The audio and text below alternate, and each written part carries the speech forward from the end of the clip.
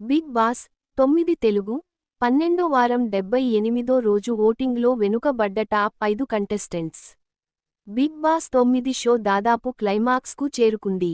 September 7న ప్రారంభమైన ఈ reality show ఇప్పుడు 12వ వారంలోకి అడుగు పెట్టింది.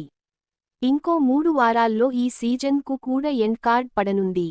దీంతో అప్పుడే big boss winner, runner-up, top -5 కంటెస్టెంట్లపై సోషల్ మీడియాలో తీవ్ర చర్చ జరుగుతోంది.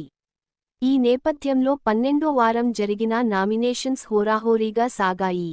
ఈ నామినేషన్ వార్తో కంటెస్టెంట్ల మధ్య కల్లోలం చోటుచేసుకుంది. ఇంతకీ ఎవరెవరు నామినేట్ అయ్యారు? ఓటింగ్ ట్రెండ్స్ ఎలా ఉన్నాయో చూద్దాం. బిగ్ బాస్ తెలుగు 9వ సీజన్ 12 వారంలోకి అడుగుపెట్టింది.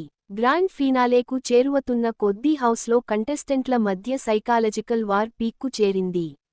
గత వారంతా హోస్ట్ నాగార్జున ఆశ్చర్యపరిచే విధంగా ఈ వారం నో ఎలిమినేషన్ అని ప్రకటించడంతో హౌస్లో గేమ్ డైనమిక్స్ పూర్తిగా మారిపోయాయి. ఈ నేపథ్యంలో ఈ వారం 2 దశల నామినేషన్ స్ట్రక్చర్ ఫాలో చేశారు. మొదటి దశలో ప్రైవేట్ నామినేషన్.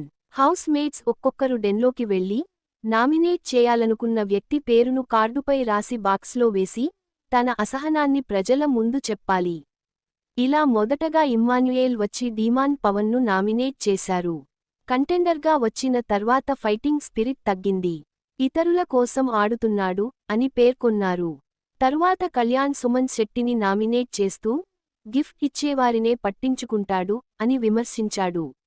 అయితే భరణి చేసిన నామినేషన్ హౌస్లో పెద్ద షాక్. అతను తనుజను నామినేట్ చేస్తూ దివ్య, తనుజ గొడవలో నా పేరును అనవసరంగా లాగారు. చిన్న పిల్లల్లాగా ప్రవర్తించారు అని ఆగ్రహం వ్యక్తం. డీమాన్ పవన్ వచ్చి కళ్యాణ్ను నామినేట్ చేస్తూ 7 వారాలుగా నాకు కంటెంట్ ఇచ్చే అవకాశాలు బ్లాక్ చేశాడు అని ఆరోపించాడు. ఇక ఎవ్వరూ ఊహించని ట్విస్ట్ దివ్య నుంచి వచ్చింది. ఆమె నేరుగా భరణినే నామినేట్ చేస్తూ నాకు అవసరమైనప్పుడు భరణి లేదు